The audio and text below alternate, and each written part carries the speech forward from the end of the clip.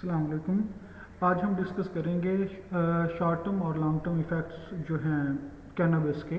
Last हमने cannabis के बारे में, इसकी कैटेगरी के बारे में पढ़ा था, तो अभी हम इसके इफ़ेक्ट्स पे बात करेंगे कि इसके यूज़र पर क्या क्या इफ़ेक्ट्स होते हैं। तो इफ़ेक्ट्स डिफरेंट तरह के होते हैं, इसमें मेन ये कुछ हैं।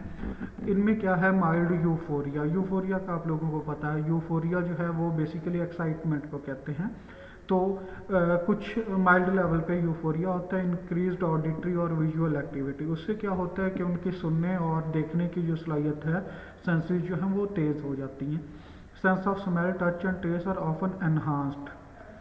सुनने देखने की सेंसेस भी ज़्यादा तेज़ काम करती हैं। सेंस ऑफ स्मेल, टच और टेस्ट भी ज़्यादा बेहतर वो काम कर रही होती हैं।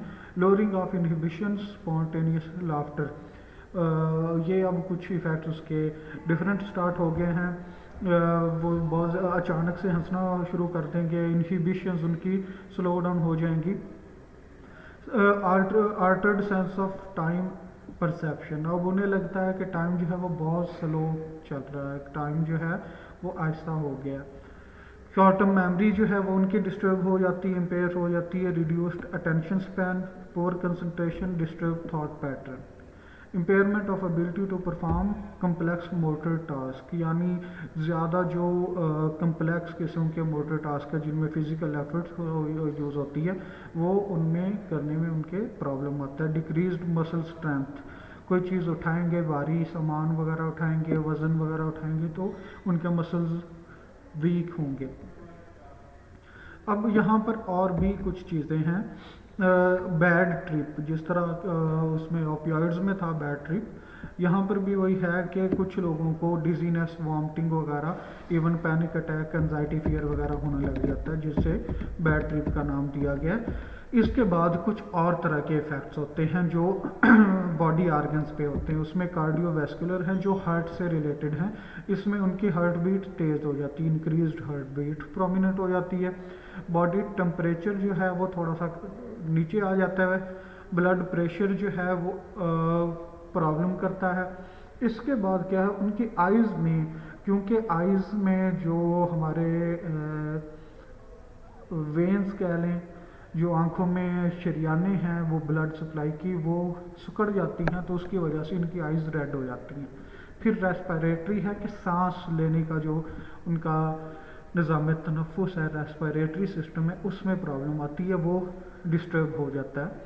उसके बाद गैस्ट्रो इंटेस्टिनल, यानी जो डाइजेस्टिव सिस्टम है, इंटेस्टाइन्स का और डाइजेशन का प्रोसेस है, उसमें प्रॉब्लम होती है। उनकी भूख इंक्रीज़ हो जाती है, स्पेशली मीठा खाने की तलब उनमें ज़्यादा हो जाती है। ड्राइनेस ऑफ माउथ होता है, मुंह और गला खुश्क हो जाता है। क्यों? क्योंकि सलाइवा जो है उनके मुंह में, उस सलाइवा का फ्लो कम हो जाता है। और उसके इफ़ेक्ट्स जो हैं, suppression of REM sleep. REM sleep का आपको पता है, रैपिड आई मूवमेंट स्लीप, जो सबसे अहम एक पार्ट है हमारी नींद का, तो वो भी कम हो जाती है। फिर टॉलरेंस और डिपेंडेंस की बात की जाए तो frequent and regular users of high dosages develop tolerance to the drug, यानी जो रेगुलरली यूज़ कर रहे होंगे और जो है फ्रीक्वेंटली यूज़ कर रहे हैं, यानी एक कंटिन्यूस डोज वो बार बार यूज़ कर रहे हैं, तो वहाँ पर उन्हें टॉलरेंस डेवलप होगी। उस फिर इससे क्या टॉलरेंस का आपको लोगों को पता है, user increase their daily dose. अब इस ड्रग की जो ओरिजिनल सेंसिटिविटी है वो रिस्टोर हो सकती है with abstinence for several days, कि अगर वो काफ़ी दिनों के लिए इस ड्रग को छोड़ देंगे तो उनका टॉलरेंस लेवल नॉर्मल आ जाए, इनिशियल स्टेज पे आ जाएगा, जहाँ पर वो डोज उन्हें बढ़ाने की ज़रूरत नहीं पड़ेगी। स्मॉल डोज से ही उन्हें ज़्यादा इफेक्ट्स मिलेंगे। फिजिकल डिपेंडेंस जो है वो सिर्फ और सिर्फ हाई डोज यूजर्स में डेवलप होती है। Strong psychological dependence develop with regular use. Physical dependence जो है वो हाई डोजेस पे होती है। जो यूजर्स हाई डोज हम अचानक से नहीं ले सकते, वो उन्हें टाइम चाहिए, आहिस्ता आहिस्ता डोज बढ़ती जाएगी। तो जब डोज हाई होना शुरू हो जाएगी तब उन्हें फिजिकल डिपेंडेंस होगी, लेकिन साइकोलॉजिकल डिपेंडेंस इसकी बहुत ज़्यादा स्ट्रॉन्ग है। अब उसमें क्या है कि आहिस्ता आहिस्ता वो ड्रग, क्योंकि साइकोलॉजिकल डिपेंडेंस ज़्यादा है, तो वो ड्रग उनके ज़िंदगी का सबसे मेन फोकस बन जाएगी। अब अगर उन्हें वो कैनबिस नहीं मिलती या इस कैटेगरी की ड्रग्स उन्हें नहीं मिलती तो फिर उन्हें एनजाइटी और पैनिक अटैक्स भी हो सकते हैं। विड्रॉल सिम्टम्स की बात करें तो विड्रॉल सिम्टम्स स्लीप डिस्टर्बेंस, भूख जो है उनकी डिस्टर्ब होगी, इरिटेबिलिटी होगी, nervousness, anxiety, sweating, upset stomach, stomach disturb हो जाएगा, बाज़ का चिल्स यानी ठंडे पसीने कह लें, increased body temperature, tremors develop. Withdrawal symptoms usually last for less than a week, कि विड्रॉल सिम्टम्स जो हैं ये तकरीबन एक हफ्ते तक रहते हैं, एक हफ्ते के बाद ख़त्म हो जाते हैं।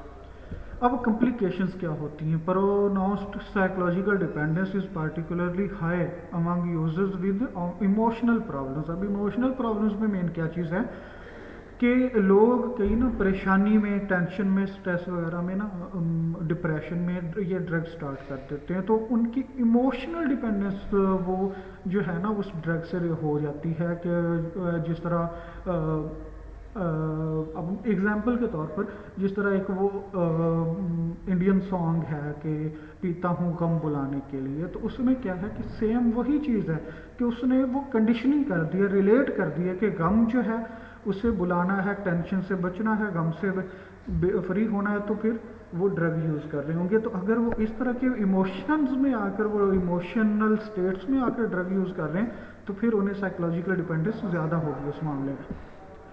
मोटिवेशनल सिंड्रोम, मोटिवेशन लेवल या इंटरेस्ट उनका डेली लाइफ एक्टिविटीज़ में वो बहुत कम हो जाता है। उसके बाद ही में बिकम सो एपथेटिक कि इवन वो अपने नाम पे भी रिस्पॉन्ड नहीं कर रहे होते इतना, यानी उनमें एनर्जी लेवल, इंटरेस्ट या मोटिवेशन लो हो जाता है। फिर साइकोसिस, साइकोसिस का आप सब लोगों को पता है, स्किज़ोफ्रेनिया में ये टर्म पड़ी है। टिपिकल साइकोटिक एपिसोड जिसमें कन्फ्यूजन है, डिल्यूजन्स है, हेलुसिनेशंस है, पैरानॉइड सिम्टम्स हैं, डिसोरिएंटेशन है, ये सारी चीज़ें भी हो सकती हैं। लॉन्ग टर्म अगर यूज़ करेगा तो उसको सांस में भी इश्यूज होंगे, सांस की जो नाली है उसमें प्रॉब्लम्स होंगे, लंग्स इफेक्ट होंगे, एस्थमा होगा, सिनोसाइटिस है। आइज़ क्योंकि पीछे डिस्कस हो चुका है कि आइज़ वो उनकी लॉन्ग टर्म के लिए या हमेशा के लिए रेड रहना शुरू हो जाएंगी। सेरिटिलिटी है, इसमें जी there is evidence to indicate that prolonged use जो है वो बेसिकली सेक्सुअल हेल्थ पर भी इफ़ेक्ट करता है। उसके बाद इसका इम्यून सिस्टम पर बड़ा नेगेटिव इफ़ेक्ट है कि ये जो है cannabis use reduces immunity by impairing a component of white blood cell defence system, यानी वाइट ब्लड सेल्स को ये इफ़ेक्ट करता है। उसके बाद क्योंकि स्मोकिंग की जाती है तो कैंसर का खतरा भी है। मेडिकल मैनेजमेंट की बात की जाए तो अभी तक इसका कोई कैनबिस अब्यूज़ का स्पेसिफिक मेडिकल ट्रीटमेंट नहीं है, लेकिन जो बंदा जिस स्टेट में यूज़ कर रहा है, जिस स्टेट से इमोशनल स्टेट की अभी बात की है, डिप्रेशन में वो यूज़ कर रहा है, एंजाइटी में यूज़ कर रहा है, तो फिर उन्हें उस तरह की मेडिसिन दी जाएंगी। अगर डिप्रेशन में है तो फिर उसे एंटी डिप्रेसेंट मेडिसिन दी जाएगी। अगर एंजाइटी की स्टेट है तो वो as anti anxiety medicine use की जाएगी, उसे प्रेस्क्राइब की जाएगी। अगर उसे साइकोसिस, यानी वो साइकोसिस में था तब उसने ये कैनबिस स्टार्ट की है, उससे रिलेट कर रहा है, तो फिर उसे, या इवन अगर उसे जो है साइकोसिस की स्टेज पे पहुंच चुका है, जिस तरह ऊपर हमने बात की कि ये प्रॉब्लम कॉम्प्लिकेशंस हो सकते हैं साइकोसिस वाले, तो अगर उसे साइकोसिस हो रहे हैं तो फिर हम वहाँ पर उसे एंटीसाइकोटिक मेडिसिन प्रेस्क्राइब करेंगे, उसके ज़रिए इनका ट्रीटमेंट किया जाएगा। अब यहाँ तक हमारा कैनबिस कंप्लीट हो गया है, तो यहाँ पे आप लोगों के कोई भी क्वेश्चंस हैं तो आप लोग मुझसे व्हाट्सएप ग्रुप में पूछ सकते हैं।